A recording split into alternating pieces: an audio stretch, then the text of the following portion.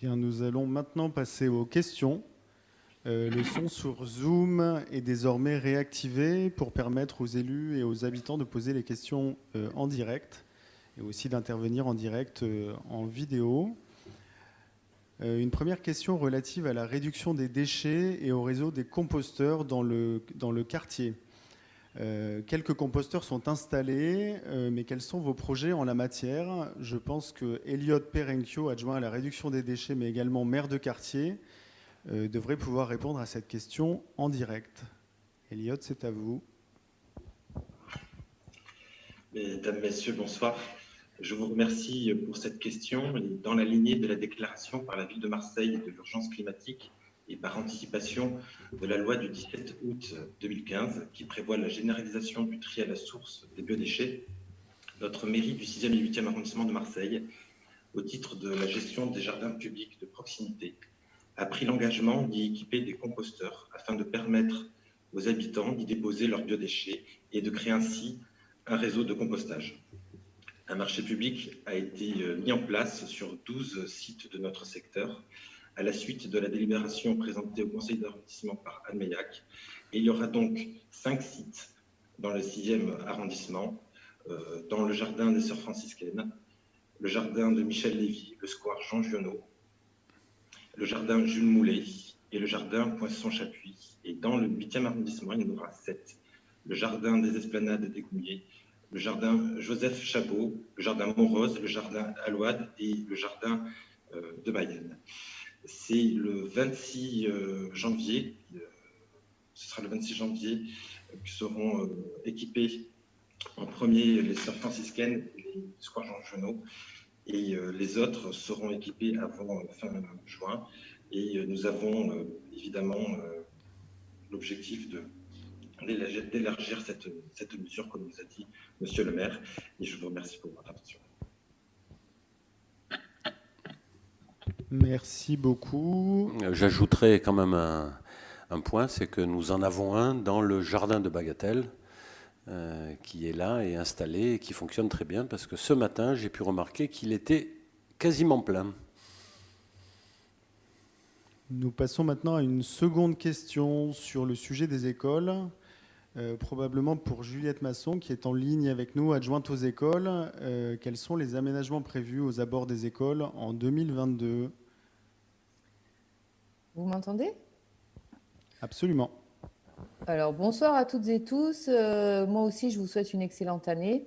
Je regrette un peu que ces vœux ne puissent pas se faire en présentiel, bien sûr.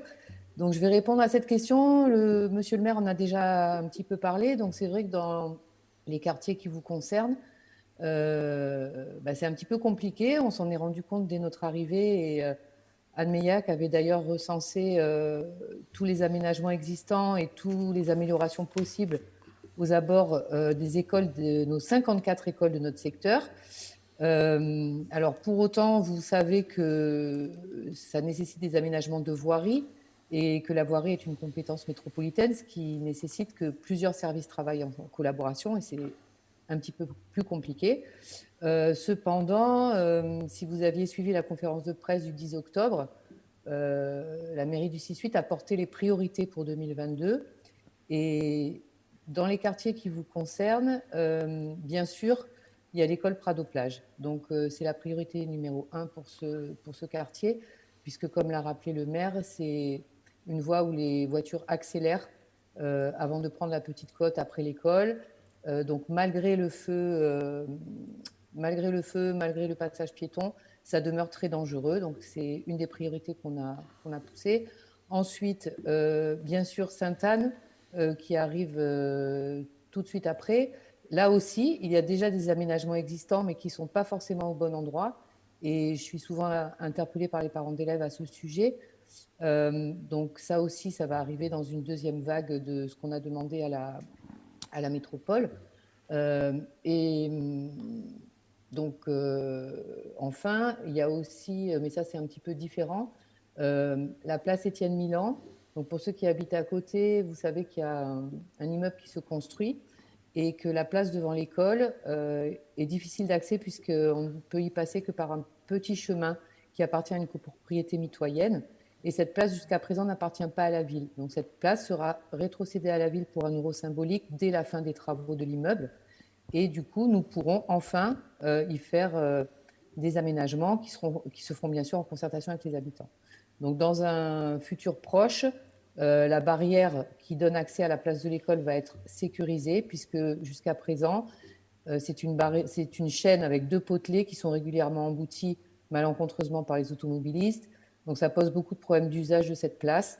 Donc c'est un sujet sur lequel on est vraiment au quotidien interpellé et on y travaille vraiment régulièrement. Donc ça, c'est pour j'ai envie de dire, les priorités. Sachez également qu'il y a un projet qui s'appelle Rue des Enfants, qui est porté par la mairie centrale, par Sophie Guérard, l'adjointe à la place de l'enfant à Marseille.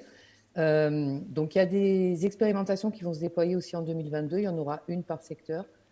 Voilà. Et pour ce qui est des initiatives qu'on a prises cette année, vous avez peut-être croisé ou entendu parler du dispositif Petit Piéton qui se déploie notamment à Sainte-Anne. Donc il s'agit de seniors, donc des personnes à la retraite, qui se rendent disponibles, qui sont rémunérés, qui se rendent disponibles aux heures d'entrée et de sortie des écoles pour aider les enfants à traverser.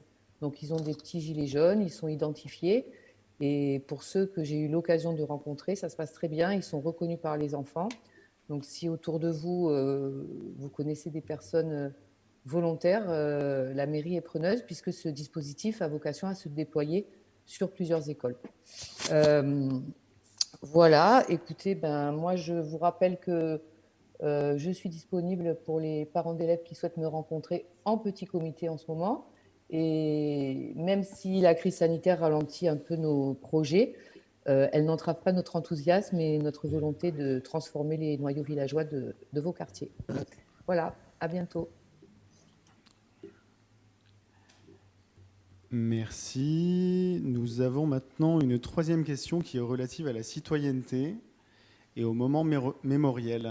Je vous la lis. J'ai vu que vous aviez mobilisé les enfants des écoles aux dernières manifestations du 11 novembre. Je salue l'initiative, mais que prévoyez-vous de faire pour y intégrer les nouveaux habitants et développer la citoyenneté dans nos arrondissements ? Je pense que Jean-Marc Bonafou, premier adjoint, a quelque chose à annoncer à ce sujet. Merci. Est-ce que vous m'entendez ? Je profite que la Pas parole très me bien. soit donnée pour vous présenter mes meilleurs voeux à mon tour. Et merci pour cette question qui me rappelle... Ah, il faudrait parler un tout petit peu plus fort, monsieur Bonafou. Alors, comme ça va mieux. Je vais mettre le micro devant. Encore un peu plus. Ah, là, je ne peux pas, sinon je l'avale. Merci pour cette question. Je vous disais qui me fait penser à une expression bien connue de Jean-Jacques Rousseau dans le contrat social. Les maisons font les villes, mais les citoyens font la cité. Et c'est tout à fait vrai. Une de mes délégations est l'état civil. L'état civil, c'est le service régalien par excellence d'une mairie.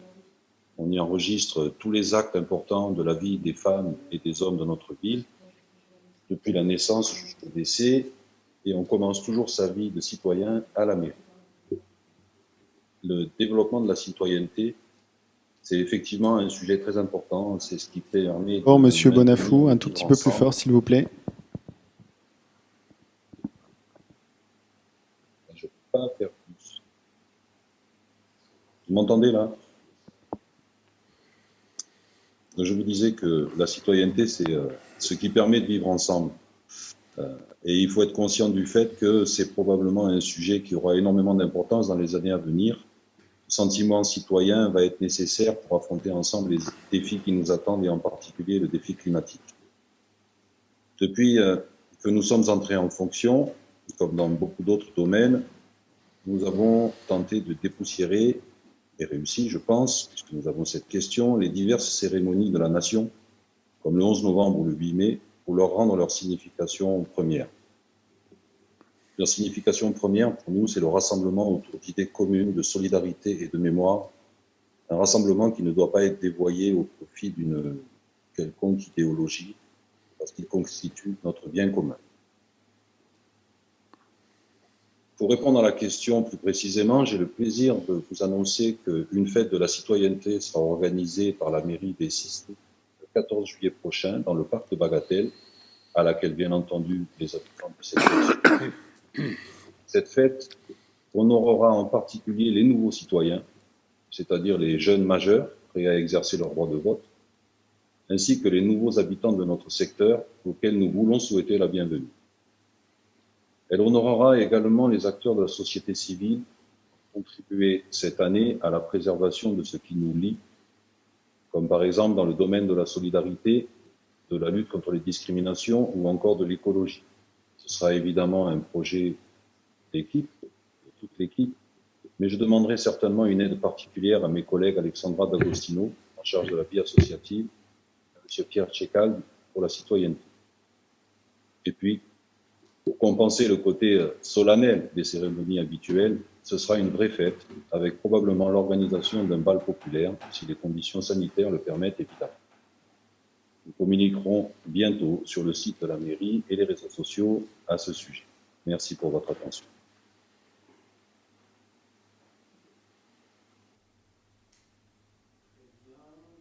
Passer à la question suivante. Deux questions. Une sur le handicap. Est-ce que Rosette Degna-Salone nous entend ?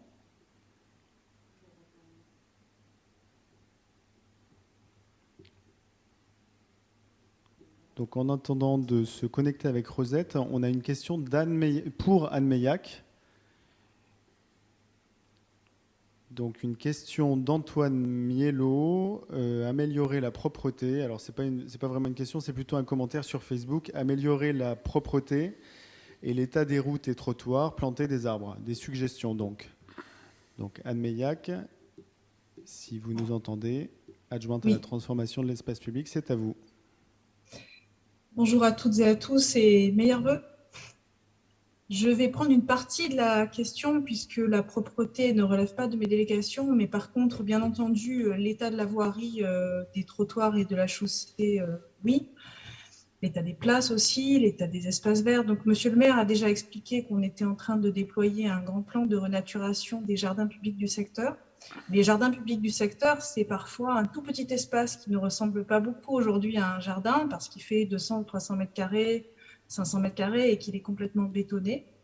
Le bétonnage des espaces publics est quelque chose qui s'est déroulé sur grande tendance depuis 20 ans à Marseille pour pouvoir les entretenir à coup de jet d'eau et d'un coup de balai et pas pour en faire de vrais espaces verts. Donc, nous les débitumons avec l'aide de l'Agence de l'eau et de la direction des parcs et jardins de la ville de Marseille.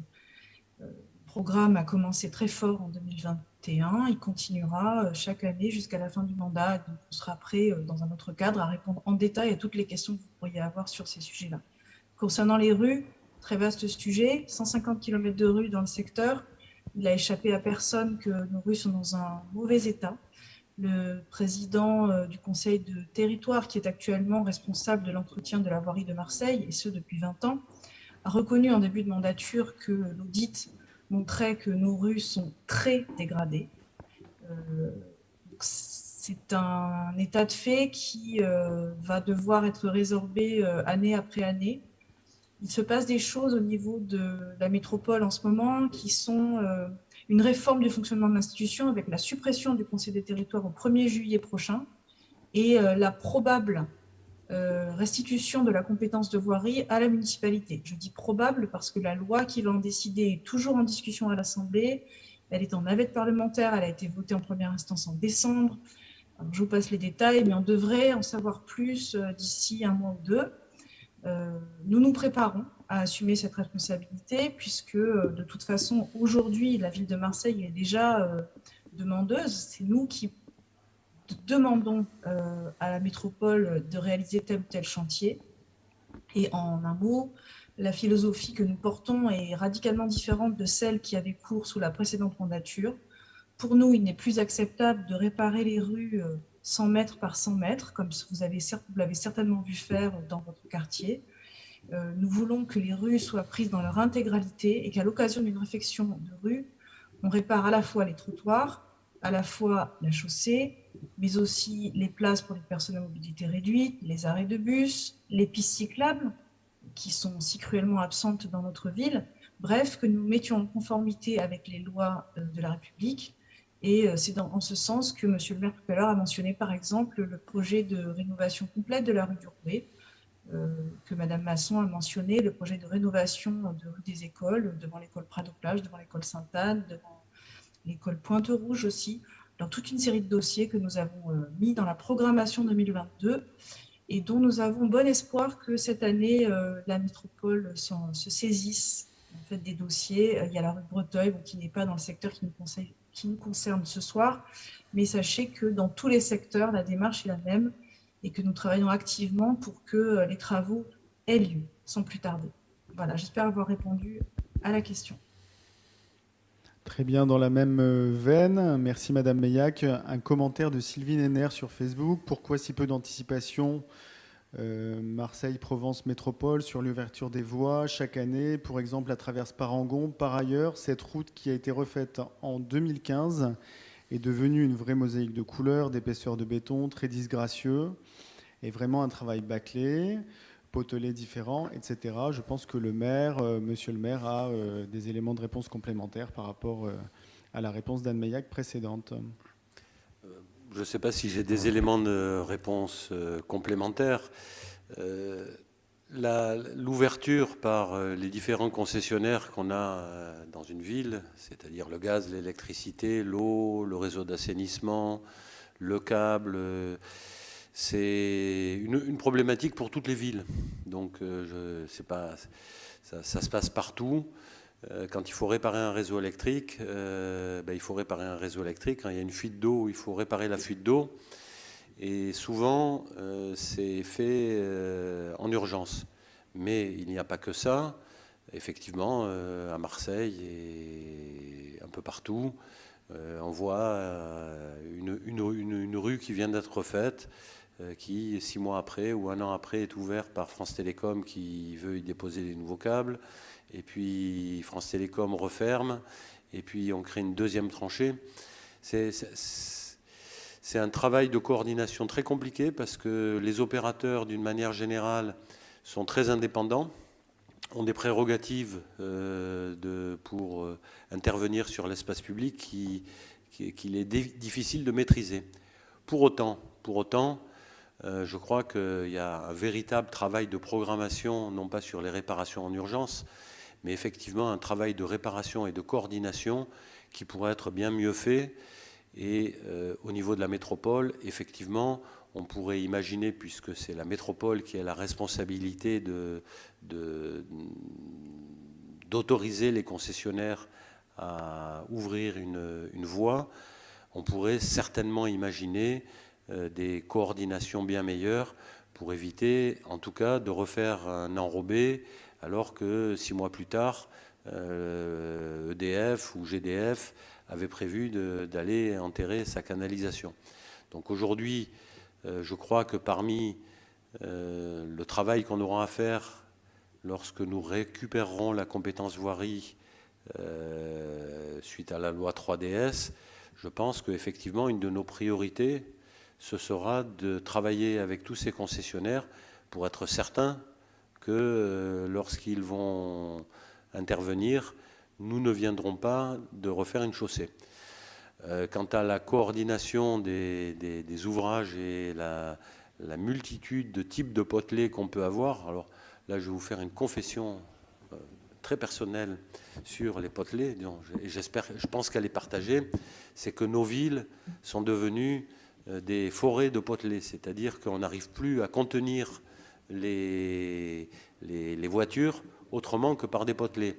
Alors, sans forcément vouloir tomber dans l'exemple suisse où il suffit de dire que c'est interdit pour que personne s'y gare, c'est vrai qu'aujourd'hui, on a des potelets et qu'avec les marchés qui se succèdent, on a différents types de potelets parce qu'on a différents types de fournisseurs et que quand on a installé des potelets de l'entreprise A qui a perdu le marché et que 6 mois plus tard, on a un potelet qui ressemble mais qui n'est pas tout à fait le même, pas tout à fait de la même couleur.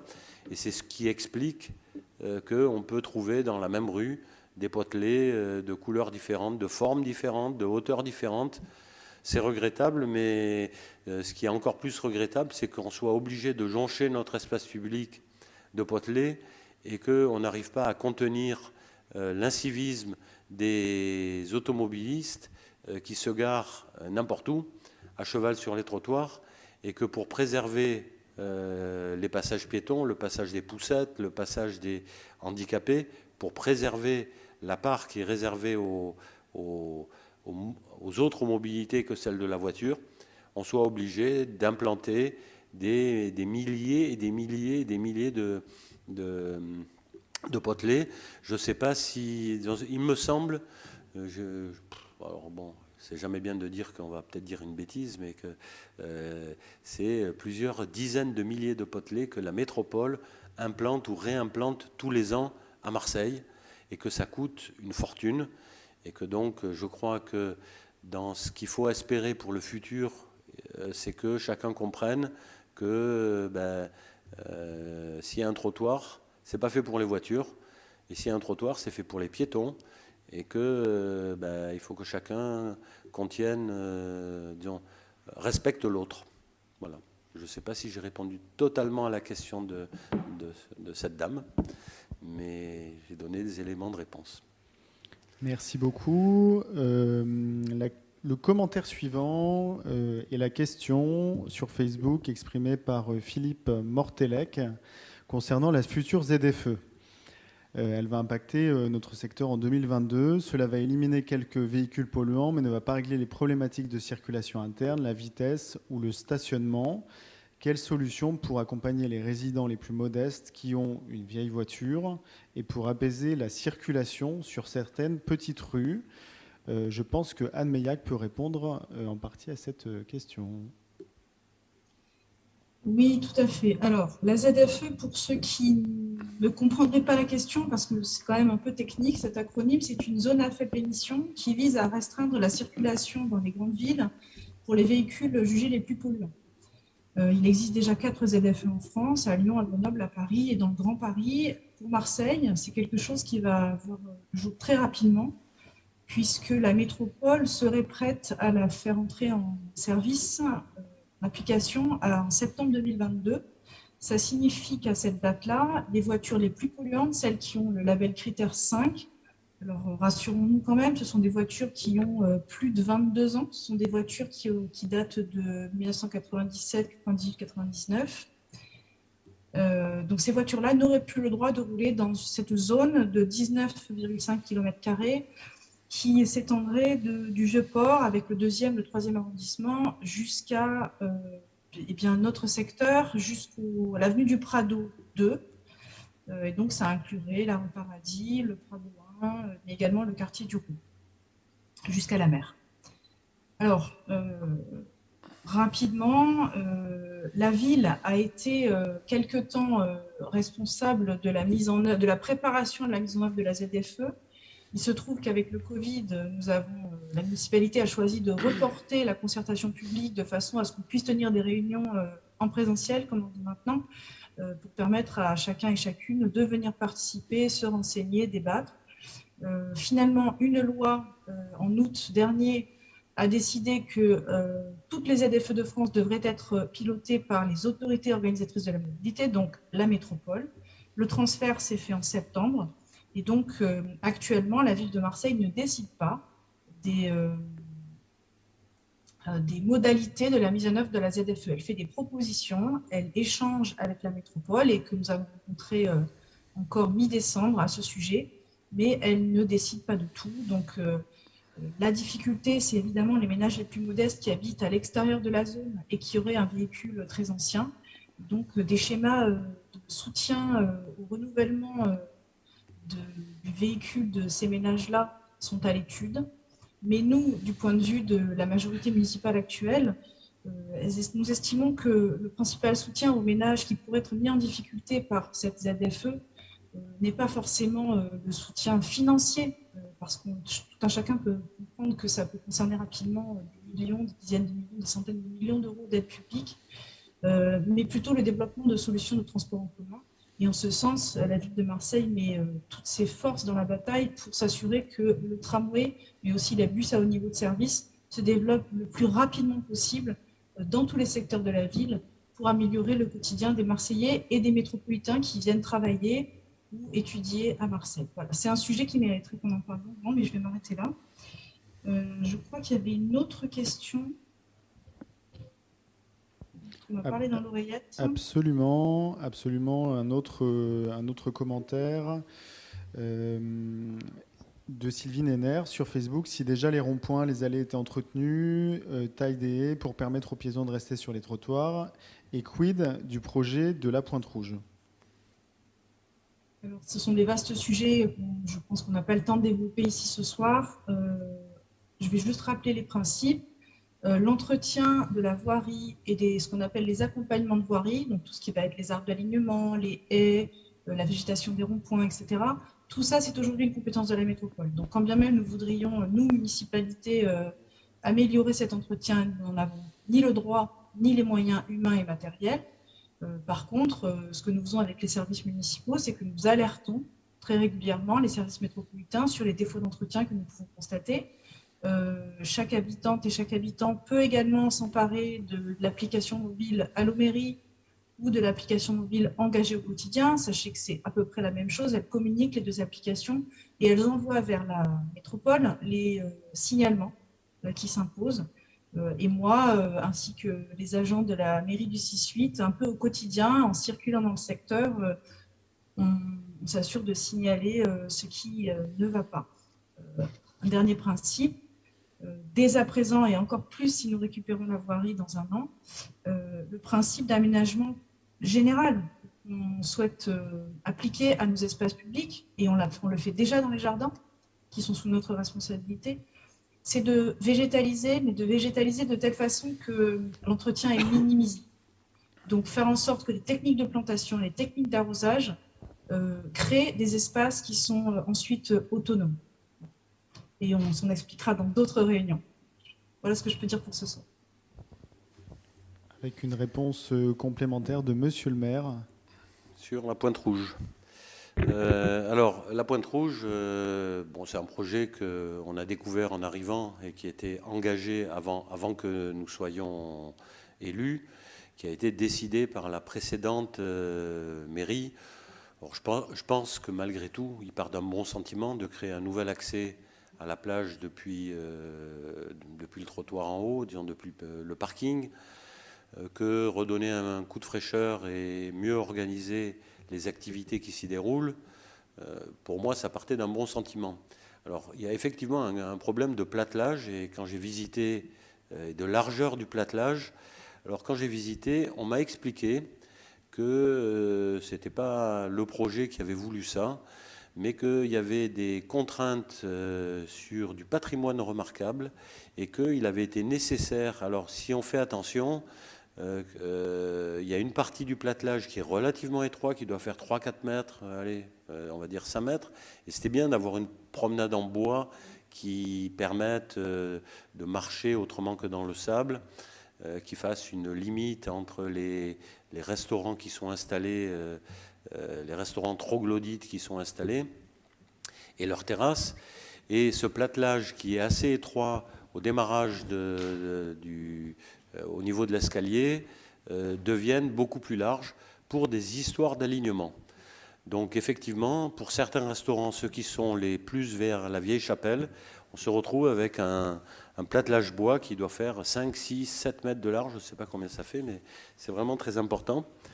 Et effectivement, moi, je n'ai pas trouvé ça très heureux, et je n'ai pas compris quelle était la raison, mais il y avait une raison liée au patrimoine historique. Et puis il y a aussi un sujet, moi qui ai fréquenté la plage de la Pointe Rouge depuis que je suis tout petit, quand on parle de crise climatique, de montée des eaux et de modification des courants et de tout un tas de trucs liés à la montée des eaux, eh bien, la plage de la Pointe Rouge en est un très bon exemple. Et effectivement, par rapport à une vingtaine ou à une trentaine d'années, la plage était bien plus grande, bien plus large. Et aujourd'hui, on constate que l'eau monte. Alors, pas de beaucoup, mais de quelques centimètres. Et ça suffit sur cette plage pour réduire la part qui est celle du sable. Et tous les ans, la ville réalimente en sable cette plage pour lui conserver une taille raisonnable. Le dernier point, donc aujourd'hui, l'été dernier en tout cas, pour cause de Covid, pour cause d'extension de terrasses autorisées en raison du Covid, etc., on a assisté sur cette plage à une appropriation quasi totale pour certains endroits de la plage par les restaurateurs.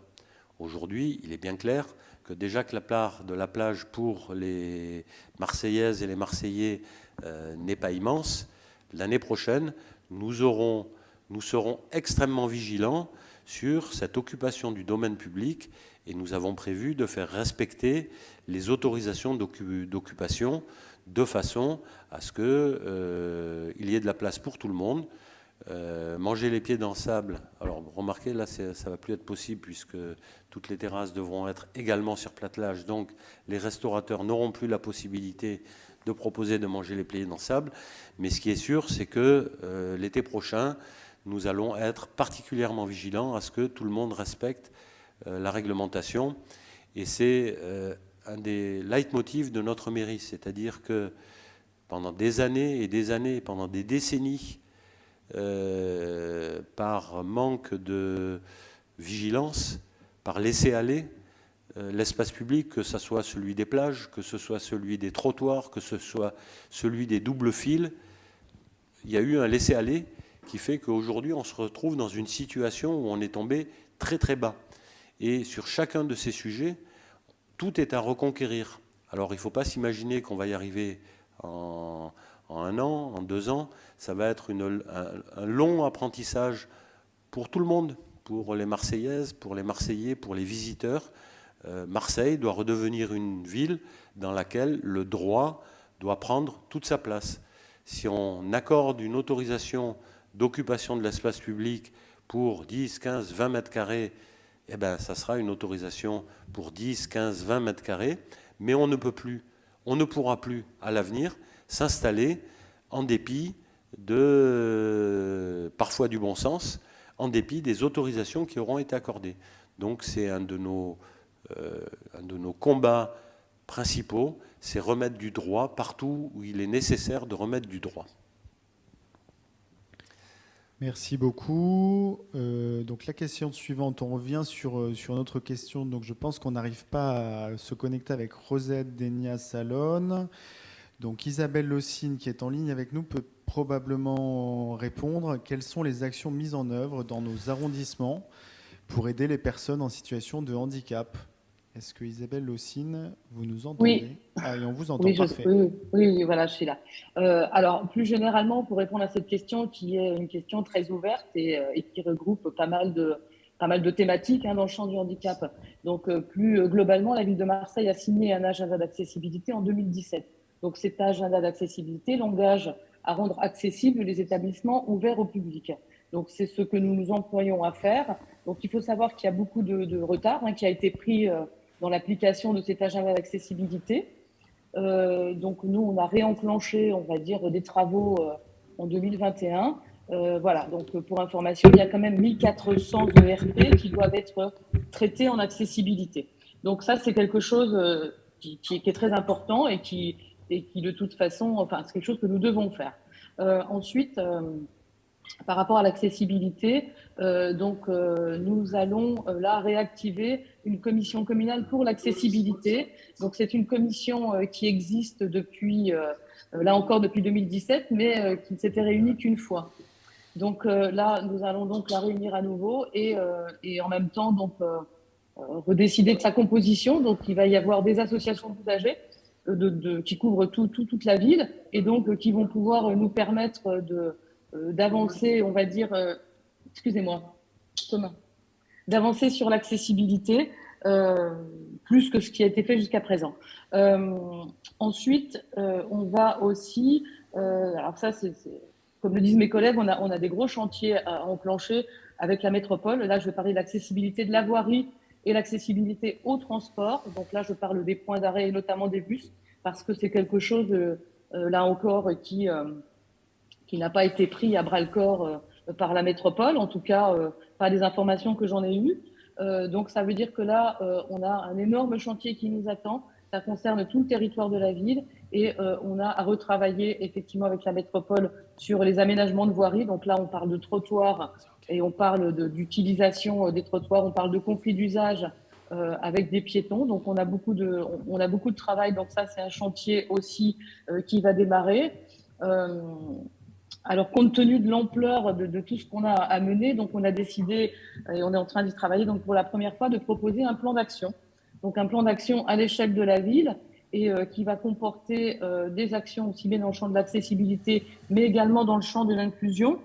De la même manière, parce que ça c'est quelque chose qui remonte aussi beaucoup d'usagers, et notamment d'ailleurs dans le 6-8, donc ce sont les places PMR. Donc à aujourd'hui, il faut savoir que la ville de Marseille dispose de à peu près 780 places réservées aux personnes à mobilité réduite, quand la ville de Rennes en compte plus de 1000.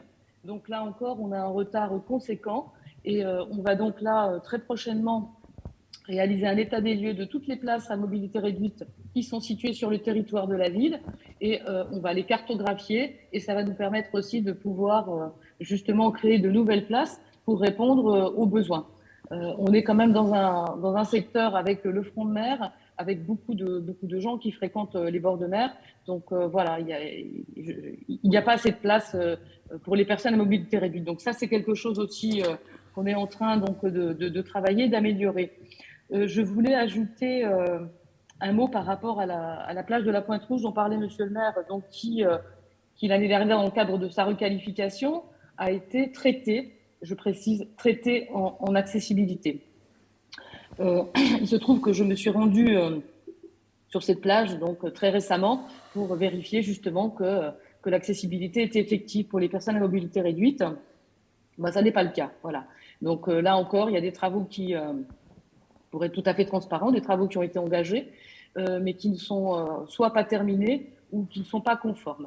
Donc, ça veut dire que nous sommes au mois de janvier, ça nous laisse quand même un petit peu de temps pour pouvoir faire ce qui doit être fait pour que cette plage soit rendue accessible, d'autant que mon souhait, c'est de créer un dispositif donc d'accès à la baignade pour les personnes à mobilité réduite sur cette plage.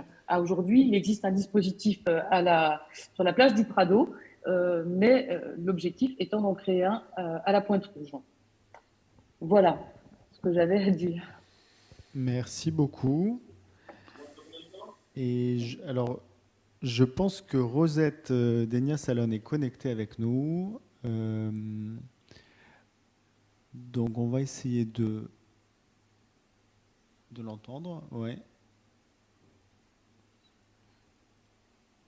Rosette, je pense qu'on ne t'entend pas. On ne Non. Bon, très bien.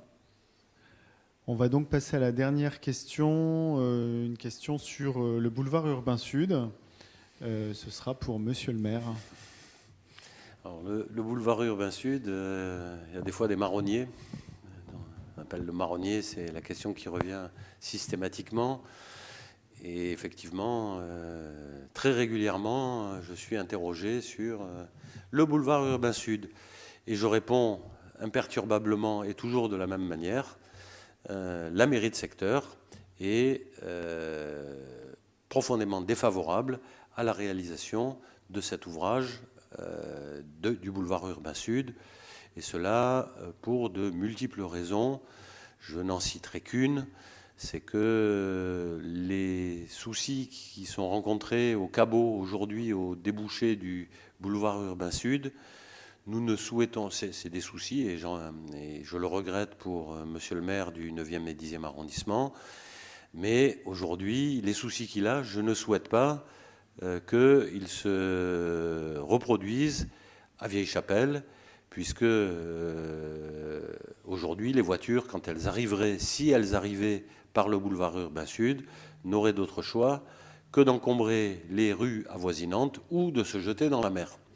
Donc, comme on veut éviter un tel drame, nous ne sommes pas favorables à cet aspirateur à voiture qui ne ferait qu'aggraver la situation du littoral sud vers Callongue, mais également qui contribuerait à embouteiller tout le secteur entre Vieille-Chapelle et le David, qui sont déjà des secteurs particulièrement embouteillés.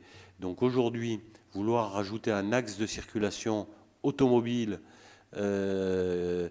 alors qu'on est en train de réfléchir pour la ZFE, pour comment introduire plus de mobilité douce, est un projet anachronique qu'il convient d'interrompre le plus rapidement possible. Et en disant cela, ce n'est pas que l'opinion de la mairie du 6e et 8e arrondissement, c'est également l'opinion et le souhait de la mairie centrale. Donc voilà, le boulevard urbain sud, on n'en veut pas. Donc, mais la prochaine fois qu'on me reposera la question, je répondrai la même chose, différemment peut-être. Très bien, monsieur le maire, on a plus de questions, donc les mots de la fin reviennent à vous.